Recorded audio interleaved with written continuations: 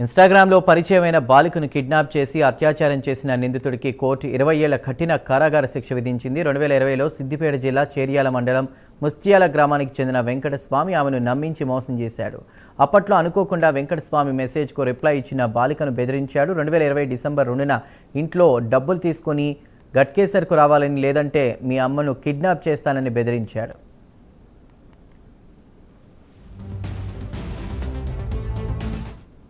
దాంతో భయపడి తల్లి పర్సులో నుండి 18,000 రూపాయలు తీసుకుని గట్కేసర్కు వెళ్లగా అక్కడి నుండి బాలికను కిడ్నాప్ చేసి ఏఎస్ రావు నగర్లోని తన స్నేహితుడి ఇంటికి తీసుకువెళ్లి వెంకటస్వామి అఘాయిత్యం చేశాడు. వెంకటస్వామి ఇంటి బయటకు రాగానే తన ఫోన్ నుండి తల్లికి లొకేషన్ పంపగా ఆమె ఫిర్యాదు చేయడంతో బాలికను కాపాడిన పోలీసులు వెంకటస్వామిని అరెస్ట్ చేశారు.